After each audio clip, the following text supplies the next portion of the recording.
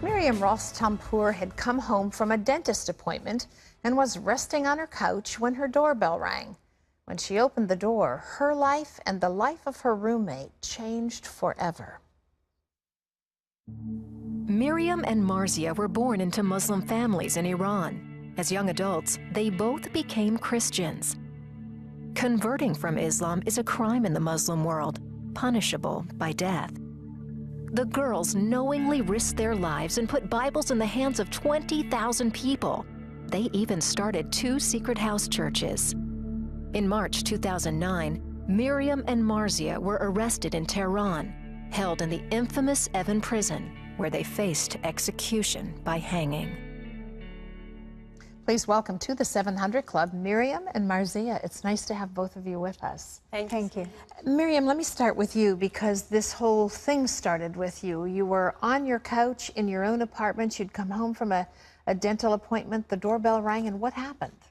Yeah, the day we got arrested, I was home waiting for Marcia to come back from the security police.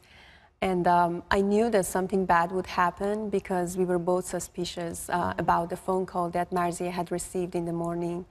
And it was about 4 p.m. I heard the doorbell ring, and I heard the sound of Marcia with a few others behind the door. I looked through the people, and I could see her with 3 guards standing in front of the door. And for a moment, I thought that I needed to do something. I wanted to hide our cell phones, to protect our friends and their information. And, I wanted to turn off this TV because we were using satellite, which is illegal. And I was thinking that I needed to call someone and let them know what was happening. But my mind was in shock, and I couldn't do anything. I just opened the door, and they came, and they entered our apartment. They ransacked everywhere. And they took both of us with all our belongings, our Bibles, Jesus movies, and our personal belongings to the security police. Marcia, when you came in that day and the 2 of you were taken away, you were taken to a detention center first for a couple of weeks and then to Evin prison. Yes. What were the charges against you? For the first day and especially the first week, we were so scared and pale. Even we couldn't talk because their behavior was so brutal and humiliating. And the only thing that we could do was praying in tongues for each other. And God really strengthened us during that time. And they sent us to detention and, promoting Christianity.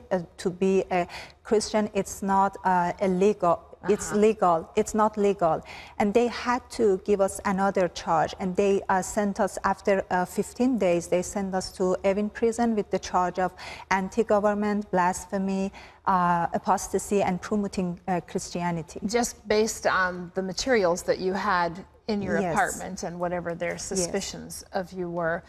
What were the conditions like in the prison? I mean, we hear about Evin prison here in the Western world and the horrors of it. What was it like? Of course, it was awful. This prison is notorious for arresting, torturing, raping, and executing of many innocent people.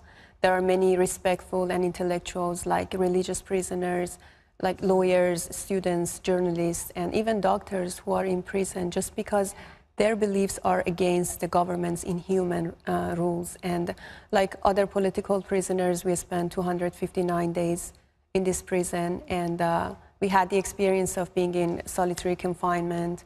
Wow. And once a week, we were being interrogated by 2 interrogators for long hours. So in solitary, you aren't even with each other. That must have been very frightening, Marcia.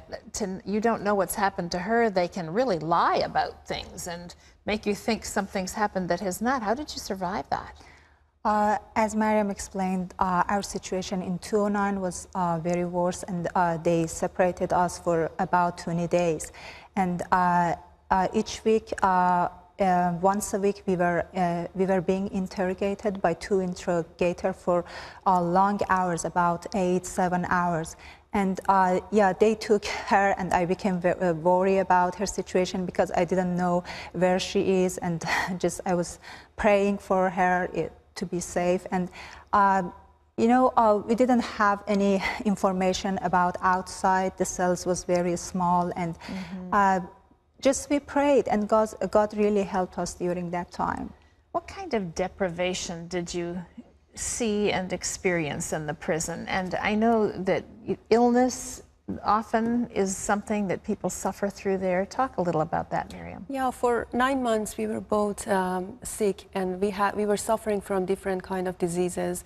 Marcia had many problems, kidney problems, toothache, and she had headaches, and she was sick all the time. And I had problems. I was poisoned twice in prison.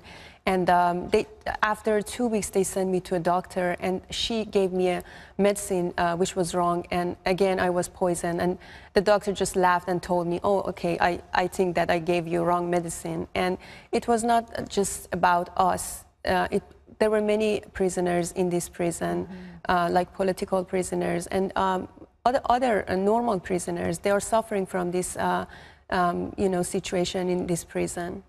At first, I know that you prayed to be released. I mean, I think that would be the natural prayer of anyone that's stuck in a situation like that.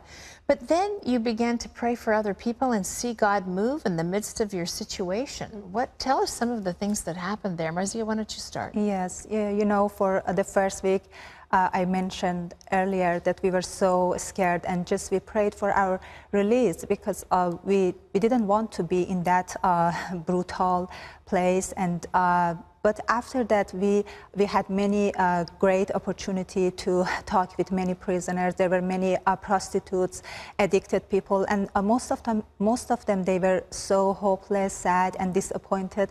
And we had a great opportunity with them. Before we arrested, we had 2 house church. One of them was for prostitutes, and the other one was for young people. And when we were in prison, we had this opportunity to be with many prostitutes, and every day we gather to each other and pray, and they cry, and some of them, they confess their sins, and it was like a church for us. And that's why we understood that it is God's will to be in that prison, and we pray for most of prisoners. What was the lowest point in prison for you? You know, we spent 259 days in prison, and it was only one day that I couldn't feel the presence of God. And at that time, we were in solitary confinement, and we were not together. And one day, I just woke up, and I couldn't feel the presence of God. That was the worst experience I've ever had in my life. I was so sad. I didn't know what to do. I was with a Muslim woman. She was political prisoner. And I just heard a voice in my heart and that told me that start singing. And, you know, I wanted to sing, but I couldn't find the words. I knew many worship songs, but I couldn't sing. And something was stopping me from praying and singing. And I felt that I needed to start singing in tongues. And, you know, there is a rule in that building 209 that no one is allowed to even speak loudly. And, but at that moment, I just wanted to talk to my father. I wanted to have a relationship with him because it was so scary for me that I couldn't feel his presence. And just I started singing in tongues very loudly. And the woman in my cell was so scared. She told me, Miriam, please be quiet. The guards will come and they will punish you. But I continued singing. After 1 hour, I could feel the very presence of the Holy Spirit all around me and in my cell. And also my cellmate, who was a Muslim woman, she could feel the presence of God. And she asked me, please, can we sing in Farsi? I want to join you. I taught her some worship songs, and we started singing with each other. And after 2 hours, I could really feel the peace and joy. And God told me at that day that I am with you every day, even if you don't feel my presence. That's a good word for everybody who's listening to your testimony. After 259 days, you were released. Why do you think you were suddenly released? You know, we believe that the first reason that we got released, it's because of God's grace and God's wills. And the second reason, it was about the Christian supports. We heard many Christians all around the world, they were supporting us either by praying and sending letters to prison, which was so encouraging for us, and it made the Iranian government angry. And also we heard that some international organizations like United Nations, Amnesty, and even Pope from Vatican, they sent letters to Iranian government. And the Iranian government, they knew that many people from all around the world, they were watching their activities, by their brutal behaviors, by keeping us in this dark and brutal place. So it makes a difference when people sign these things. Sometimes we hear of someone who's in a prison scenario in another country, and online we're asked to sign petitions, and it does make a difference. What are you both doing with your lives now? Our main goal here is to be a voice for voiceless, and now we are living in a free country. We don't want to just live for ourselves, and we promised some of our friends in prison that we will be a voice for them in future. And we wrote our book, Captive in Iran, and we hope that we can spread the message of our book and be a voice for those who are still in prison, who are still suffering. By spreading the message of our book, and by, we put the names on our website, captiveiniran.com, the names of those people who are still in Evin prison because of their faith. And we want to encourage people to continue praying for them and continue sending letters to prisoners. Prayer makes a huge difference, and we want to just encourage our viewers to go to your website and to pray for these friends that you have put on there by name. Miriam and Marcia have written a riveting book. It's called Captive in Iran. It's available wherever books are sold. I highly recommend it. Thank you both. Thank you. Pat? What incredible women. What incredible women. I say it again, ladies and gentlemen. This is a vicious, evil system. And these are just two victims, just because of what they believed. They believed in Jesus. For that hideous time in prison.